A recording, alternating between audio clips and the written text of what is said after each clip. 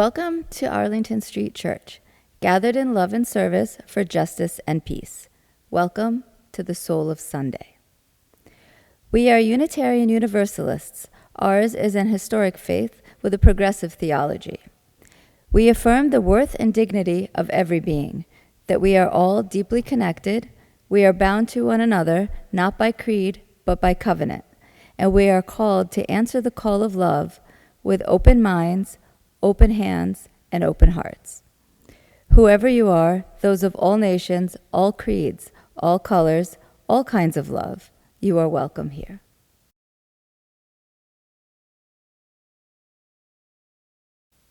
Good morning.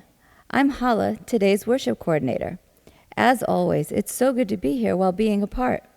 Please join me in welcoming our musicians and thanking our tech team lead, Art Nava, and cinematographer Rich Abreu for making this service possible.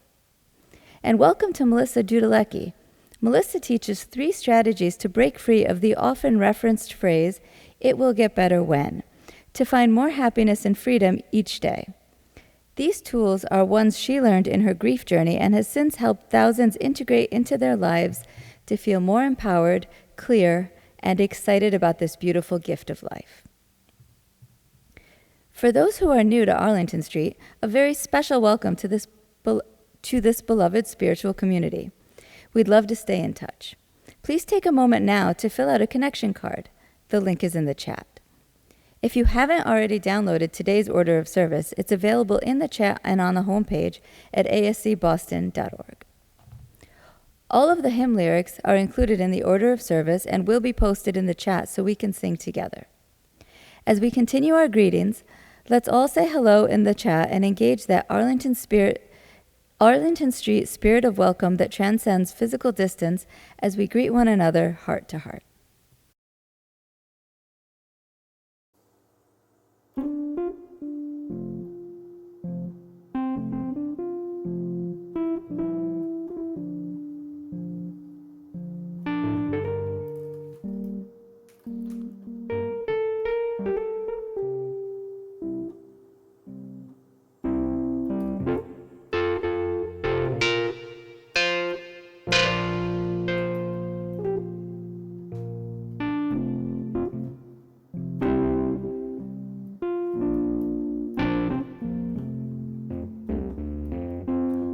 Days be dark with storms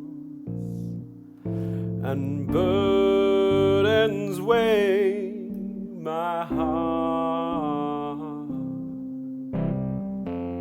Though troubles wait at every turn, I know I can go on. When sorrow heals my soul and burdens make me strong, though troubles wait at every turn, I know I can go on. My family, my heart, my friends and my song. Though troubles wait at every turn, I know I can go on.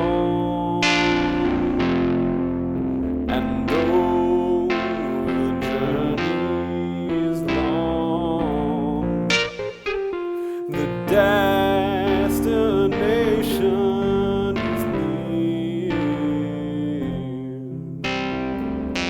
Though troubles wait at every turn, I know I can go on. So cousins, take my hand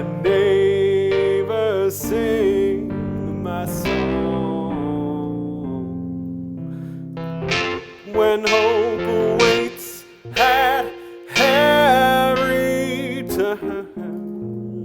I know we will go on.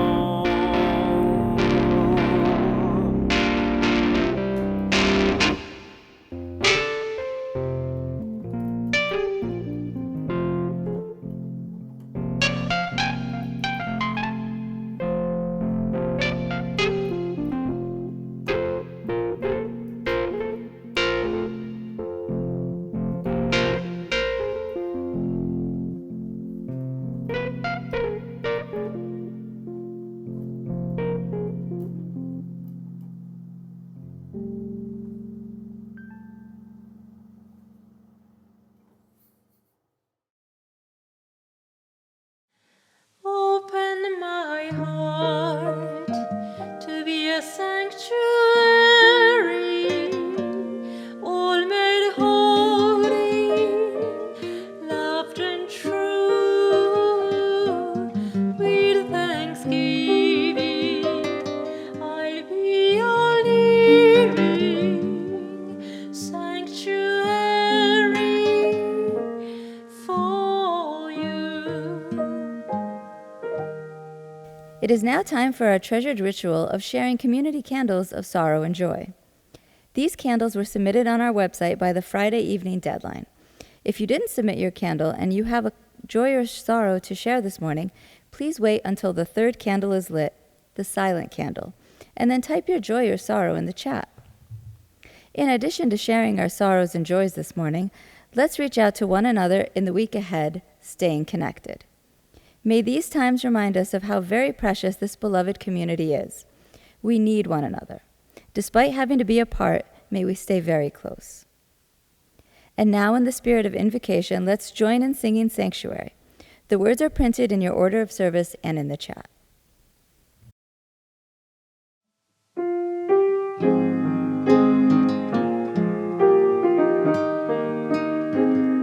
Open my heart to be a sanctuary, all made holy, loved and true. With thanksgiving, I'll be your living sanctuary for you. Some of us come today with heavy hearts. We open our hearts to you. A candle of sorrow for Lebanon, my country that is at the point of economic collapse where people cannot get access to medicines, food, gas, electricity, and other essentials because of massive corruption. A candle of thanksgiving to Air France, who announced they will allow a second free bag for flights from Paris to Beirut so people can get supplies in. And for all the work in Boston and across the world by the diaspora to fundraise and send money and medication to those in need. A candle of sorrow for the people of Afghanistan who are trying to escape, hide, and survive at this time. We hope and pray that all the progress for women is not suppressed and that countries will take refugees openly. This is a massive human rights issue. And finally, a mixed candle asking for positive energy to be sent to a fellow Lend a Hand Society board member, Terry McMahon, and his wife, Thonda. Thonda received a troubling medical diagnosis recently, but they remain in good spirits with support of food and visits from friends and family.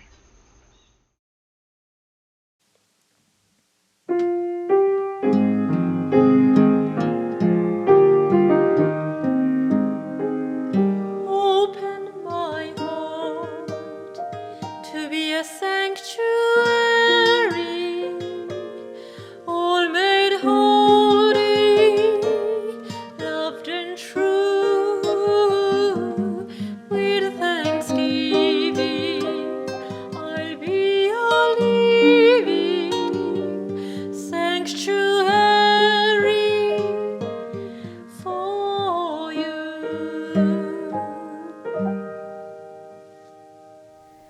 Some of us come today in joy. We share your joy.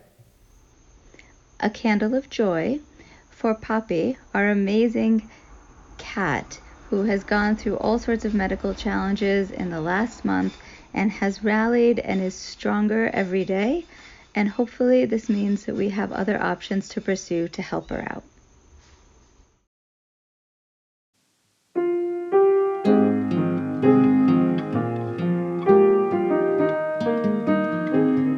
Open my heart to be a sanctuary, all made holy, loved and true.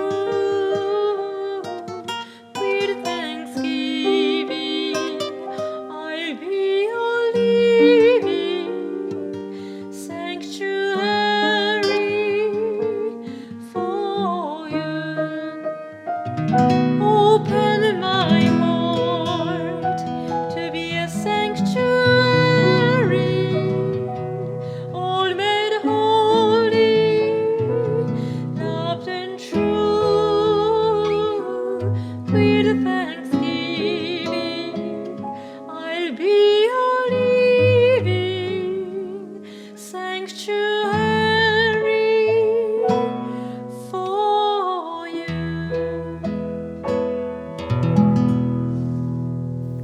For all of the sorrows and all of the joys we hold in our hearts, we light a silent candle to remember and to rejoice. May the peace of this sanctuary enter into our hearts as we share a quiet moment together, breathing our prayers for ourselves, for one another, for our country, and for the world.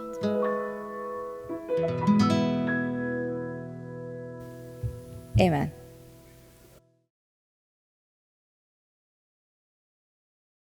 Please join me in saying our affirmation and covenant. It's printed in the order of service and in the chat. Love is the spirit of this congregation, and service is our gift. This is our great covenant, to dwell together in peace, to speak our truths in love, and to help one another. El amor es el espíritu de nuestra congregación, y el servicio es nuestro regalo. Esto es a lo que nos comprometemos, convivir en paz, hablar nuestras verdades con amor y ayudarnos los unos a los otros.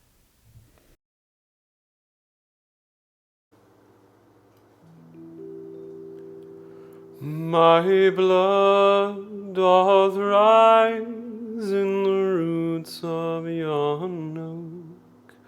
Her sap doth run in my veins. Boundless my soul, like the open sky, where the stars forever have lain. Where the stars, where the stars forever have lain. My hands hold the weavings of time without end, my sight as deep as the sea. Beating my heart sounds the measures of old, that of love's eternity, that of love, that of love, that of love's eternity. I feel the tides as they answer the moon, rushing on a far distant sand. Winging my love is the wind of my breast, and my love blows over the land. And my love, and my love, and my love blows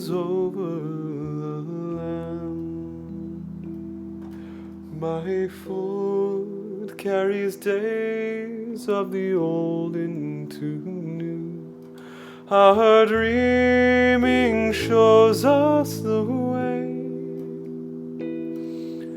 Wondrous our faith settles deep in the earth, rising green to bring a new day. Rising green, rising green, rising green to bring a new day.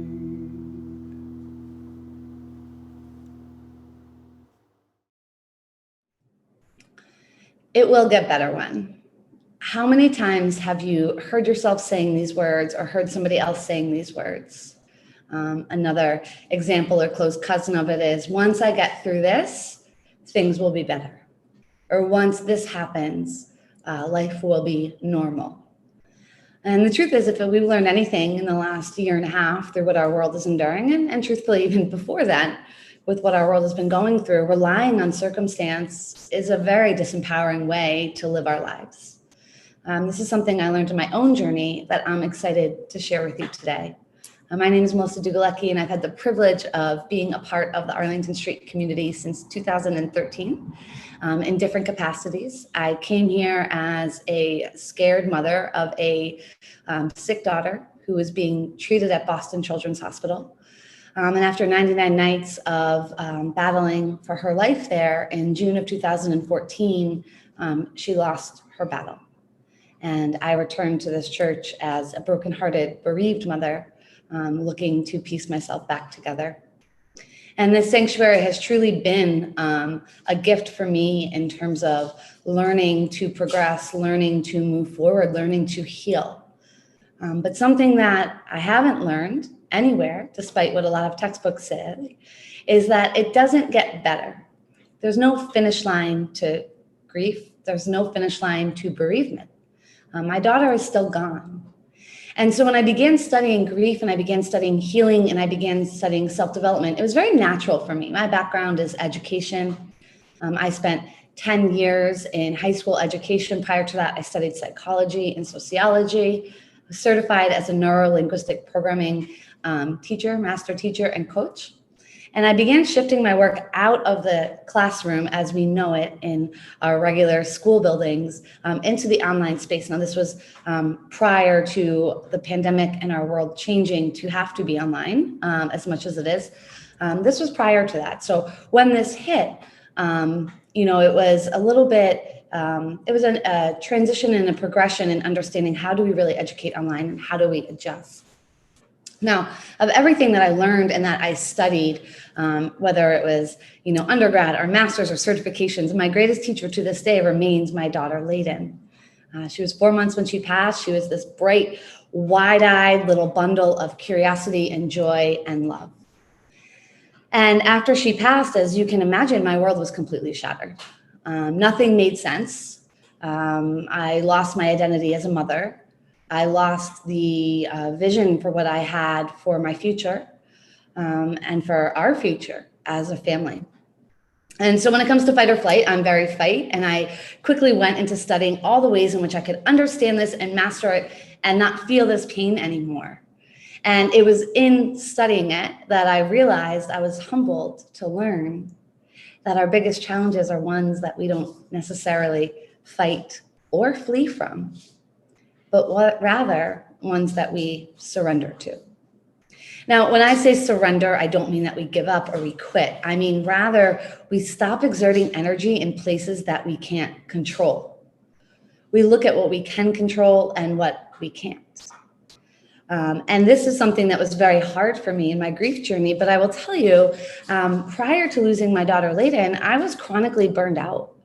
I was a people pleaser. I was a should person where I checked every should off of my list of how I should live. And these things are really draining. These are draining ways. I know I'm not alone in this. How many of you have done something because you feel like you should? or you've done something to please. And of course, there is a balance, right, of responsibility and commitment. But there's also a recognition that we lose ourselves, we lose our identity, we lose our power when we live with everyone and everything else in the driver's seat. And today, I'm particularly talking about circumstance. I want you to think about a circumstance in your life that you have thought, if and when this changes, things are going to get better. And I want to challenge you to think about what if it doesn't change? Not to be depressing, not to be negative, but rather to put you in the seat of empowerment, to put you in your driver's seat so that instead of waiting passively for something that you don't have control over to improve, you are looking actively each day on what you can do to live a life that you love. Because I will tell you, 7 years after losing my daughter, Layden, I'm living a life that I didn't imagine possible 7 years ago. I have moved. I am truly happy. I understand happiness at a level better than I did before I understood grief. It was actually in my greatest grief, my greatest trauma, my greatest loss that I truly understood what happiness was. And I realized how much we all take for granted on a given day. We forget that, happiness is something we have the privilege to cultivate and create. It's not something that is necessarily handed to us. So how are we, as the drivers and orchestrators of our lives, actively working to cultivate happiness? So I'm going to share 3 things, just 3 tips that I learned. These were from, I traveled outside of the country to see, famous speakers on grief and near-death experiences speak. I read all the grief books. I did all the parent groups. I had the grief counselor. I had all of this. And I did all the personal development. I got a life coach, everything.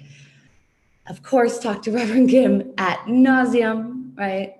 But I'm taking the best of the best, just 3 things that you can integrate today or tomorrow or next week. But anytime you find yourself feeling, once this gets here, it'll be better. Or once this is over, it'll be better. I'm not encouraging you to dismiss the reality of the challenges that you face. I want you to use the word and. Okay, this is like a little bonus of the 3. The word and. Something is very challenging. Something is very draining. Something might be exhausting, overwhelming, scary. And we have the choice of how we navigate through it, how we grow through it.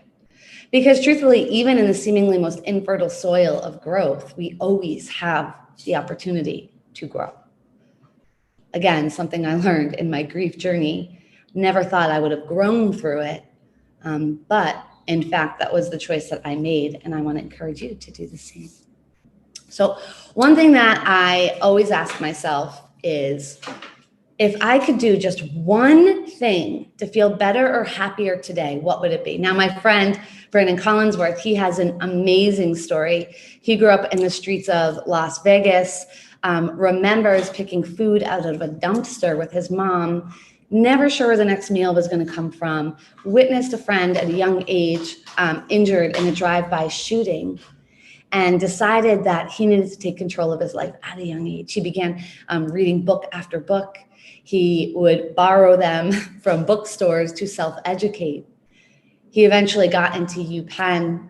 He is now a Nike master trainer for yoga and meditation and has been sponsored by Nike to travel the world to learn from Buddhists and teachers all around to bring the most premier yoga and meditation practices to Nike. And so I asked him, I was like, Brandon, how do you do this? He looks and he says, Big Mo, baby, Big Mo. I said, what is Big Mo? Big momentum. He said, now big momentum is actually just one little thing a day. And this was a strategy that I used too. Of course, I didn't have quite a catchy name like Big Mo, so I'm combining them and I'm sharing it with you. But the idea of Big Mo is, how am I doing one thing today that's going to help me feel a little bit better or a little bit happier? And how am I trusting that that is going to build momentum? Big momentum. Now, oftentimes we cloud this. Currently, I've transitioned from mindset coaching to coaching other coaches how to build their work online so they can get all their gifts out there. And what I tell my entrepreneurs, my online coaches, is that they will often have a list, a very, very long list of everything they have to do on a given day. And they become so overwhelmed. And they think, how am I possibly going to get this done? Have you ever experienced that? Whether it's as a parent, working your corporate job, running your own business, just as a human. Like, how am I going to get all these things done? And I've challenged all of my entrepreneurs to look at their lists and to think of the one thing. If you could do nothing else, you can only do one thing today that's going to build momentum and progress for your business. What is it going to be? Identify that. It's the same thing in our personal lives.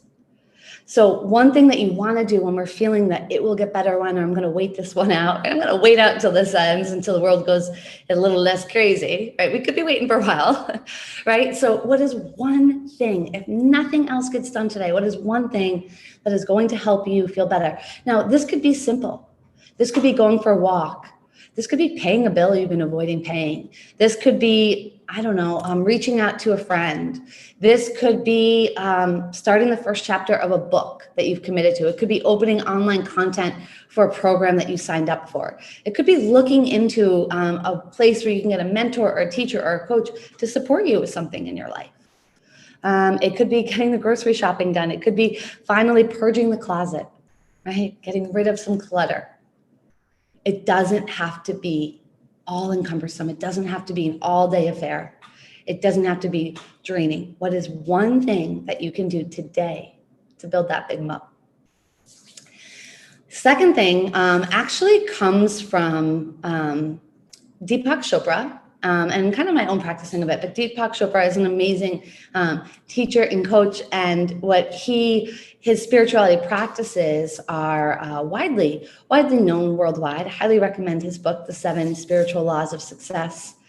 One of those laws is one that has been profound for me in my grief journey. Now, it's not just grief though. Here's the thing, is nothing really changes in grief except all of the pain and all of the insecurities we have and the beliefs that we have.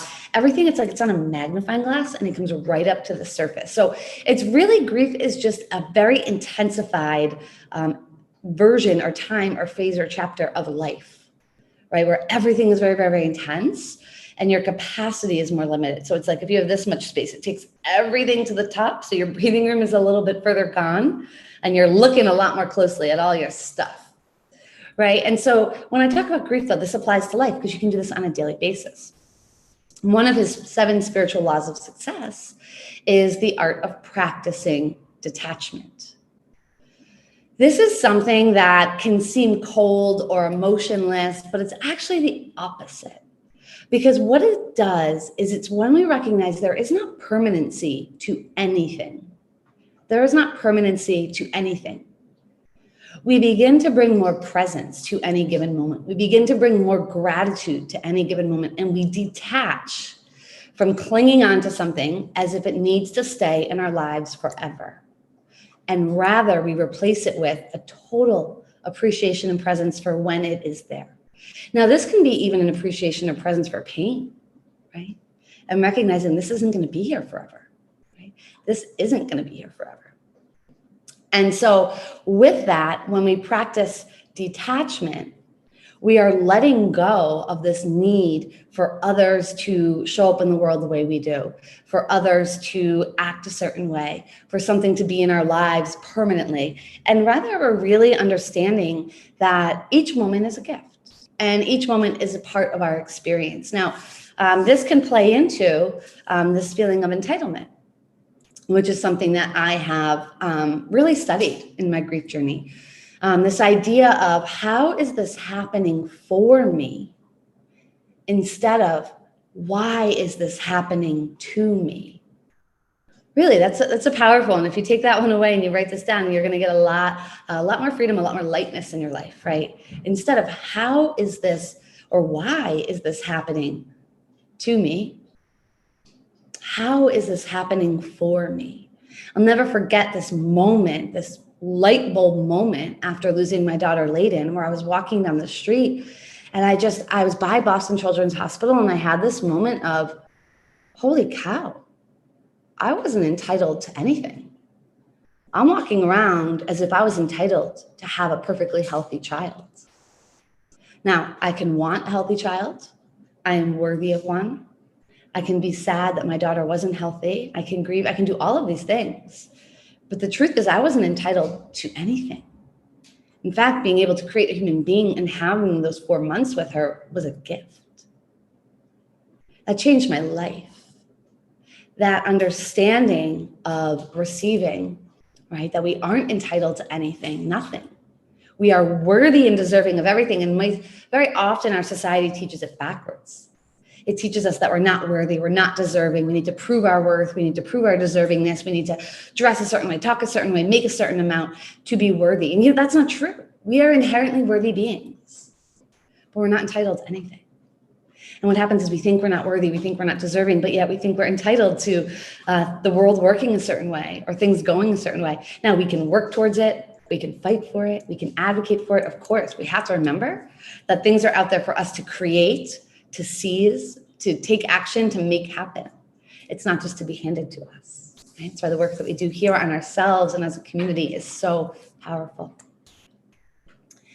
And the last thing that I'm going to encourage you, the third tip, is what can I control and what can't I control, right?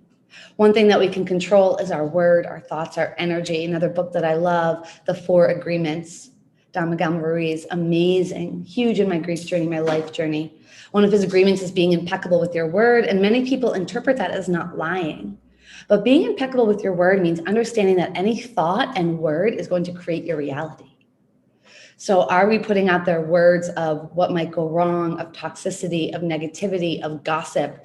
Are we putting out there words to manipulate other people's actions, thoughts, or behaviors? And can we shift to be impeccable with our word? Because our word, our energy, is the only thing we have control over.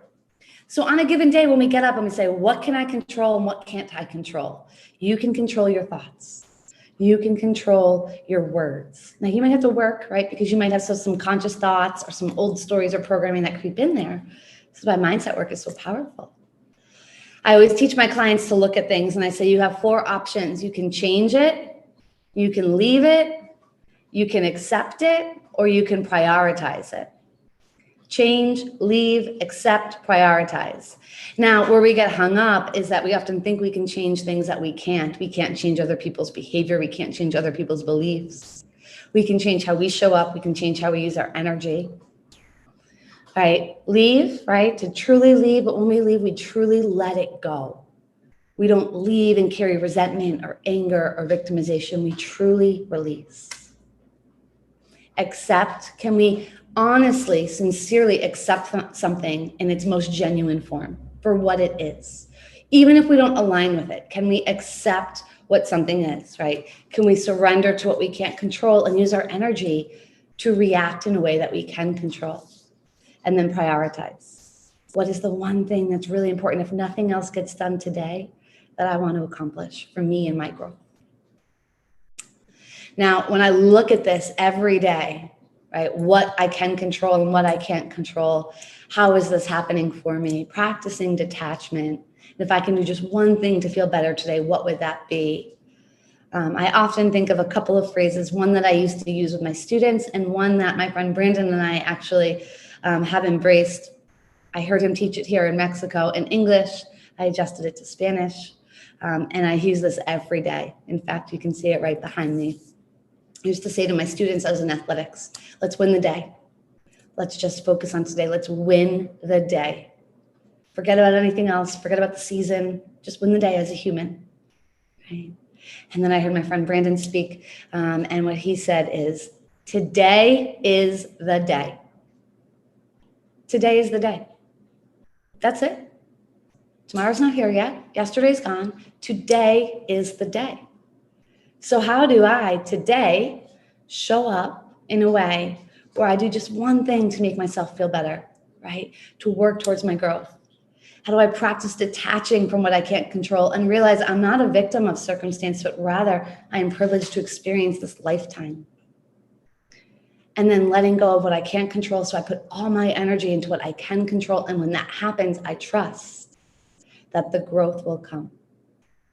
I might not see it right away, but over time, those emotional progress photos, the lightness, the glow, the happiness, the less chaos, the less drama, those emotional progress photos, they're going to come.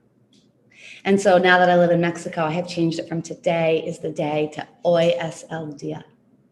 And I invite you all, my spiritual companions, on this journey with me, this continued grief journey, because as I said, if I were waiting for things to get better, I would still be waiting. My daughter is gone. So join me in not waiting and not allowing life to pass you by, waiting for it to get better when, and rather realize, hoy es el día. How am I building that big mo? How am I showing up powerfully for myself and doing just one thing? And how am I refusing to hand over this ride, this journey, this incredible thing of life? How am I refusing to get out of the driver's seat and let circumstance or anyone else in, but rather I'm standing in my power and I'm paving my own path? Thank you all for being on this journey with me. As I came to Arlington Street Church as a hopeful mother and then a bereaved mother, you have been a part of every step subsequent to that. And it is an absolute honor to be here and share. And I invite you to join me in embracing this idea that no matter what we're carrying, whether it's a grief journey or something else, or a difficult week, a difficult month, a difficult season or year, that we don't wait for circumstance to get better, to feel better. That we don't wish our life away saying, when this happens, then I'll find happiness. But instead, we remember that we are the orchestrators of our life and our happiness. Nobody else gets to pave this path for us. How are we building Big Mo, just a little bit at a time, and remembering that today is the day. Hoy es el día, friends.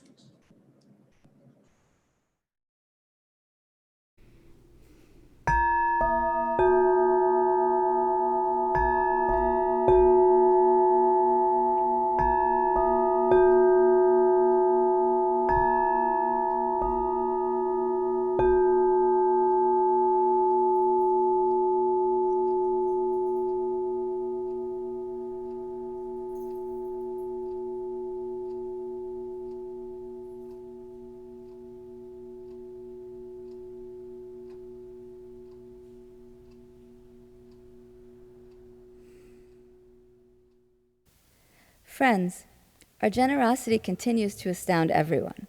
Throughout the pandemic, we have continued to pay our staff and maintain our building. COVID has certainly changed our priorities. This summer, my wife and I have been trying to catch up with family and friends that we couldn't see for many months and travel locally. We went to Maine in June, where it seems everyone is going this summer. As the Delta variant spreads faster, we hope that everyone stays safe and vigilant and that ASC continues to provide a source of solace and community for us all. Arlington Street is entirely self-sustaining. Please take a moment now to join me in giving to our beloved spiritual community by filling our virtual collection plate. You can text the word GIVE, G-I-V-E, to 617-300-0509. Scan the QR code in the order of service. Visit our homepage at ascboston.org and click on the yellow Donate Now button, or write a check and send it to Arlington Street Church. Thank you for your generosity. After you make your gift to sustain our beloved community, please continue to share in the chat what inspires you during these difficult days.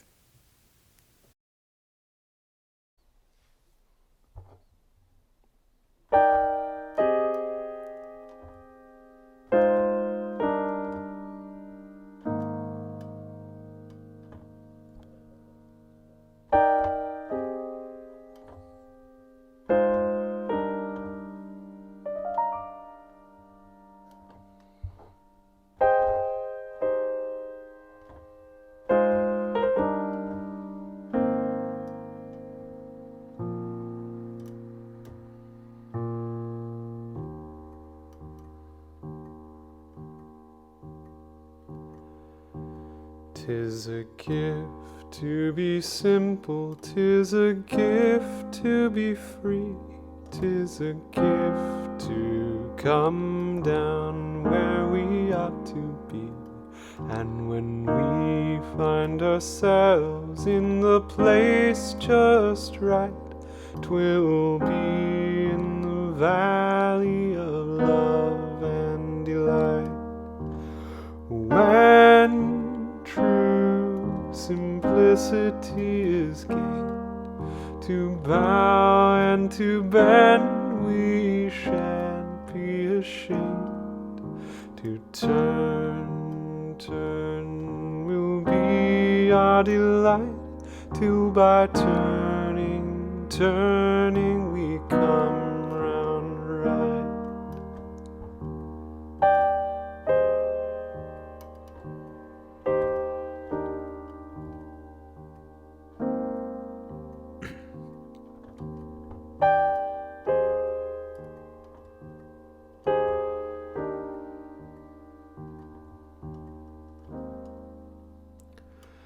'Tis a gift to be simple, 'tis a gift to be free, 'tis a gift to come down where we ought to be. And when we find ourselves in the place just right, 'twill be in the valley of love and delight. When true simplicity is gained, to bow and to bend we shan't be ashamed. To turn will be our delight, till by turning we come round right.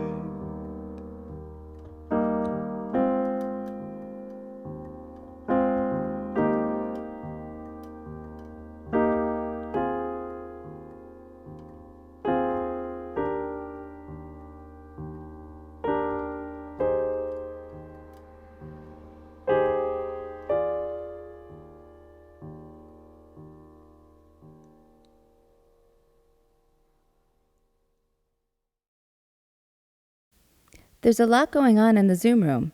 In addition to our weekly gatherings for loving kindness, meditation, poetry, a tea party, yoga, and writing, there's plenty more. Check out the website ascboston.org for more information. To attend any of these offerings, you don't have to be a member.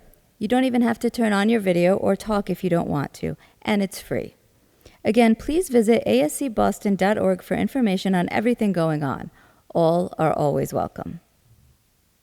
Before I turn it over to Tevin for the closing hymn, thank you to all of you who joined in today's service and to all who make it possible. Remember, we're all in this together.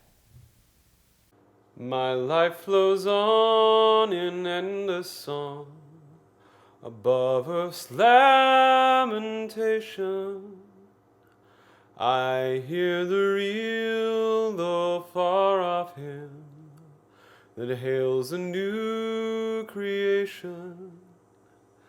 Through all the tumult and the strife, I hear the music ringing. It sounds an echo in my soul. How can I keep from singing?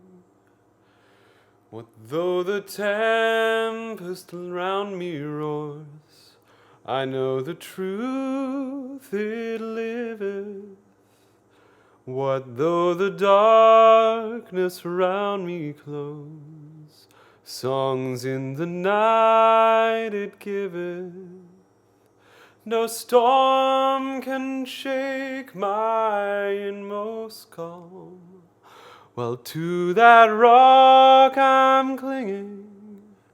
Since love prevails in heaven and earth, how can I keep from singing?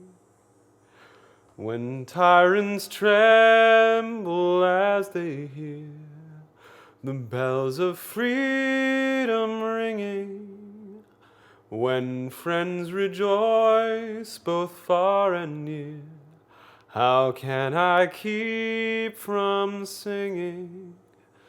To prison cell and dungeon vile, our thoughts to them are winging. When friends by shame are undefiled, how can I keep from singing? Before our benediction, I invite you to reach your hands and touch the sides of your square. Touch hands to the people to your left and to your right, and send out love to the person on either side of you and to the people on either side of them.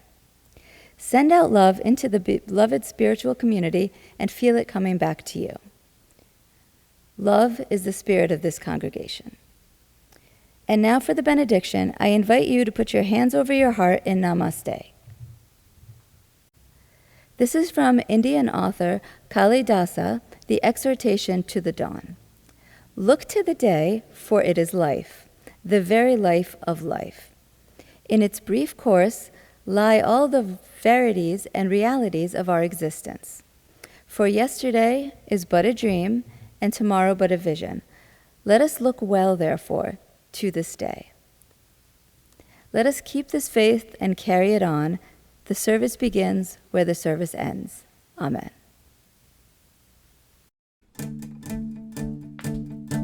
Where you go, I will go, beloved. Where you go, I will go. Where you go, I will go, beloved. Where you go, I will go. For your people are my people. Your people are mine. Your people are my people. Your divine, my divine. Where you go, I will go, beloved. Where you go, I will go. Where you go, I will go, beloved. Where you go, I will go. For your people are my people. Your people are mine. Your people are my people. Your divine, my divine.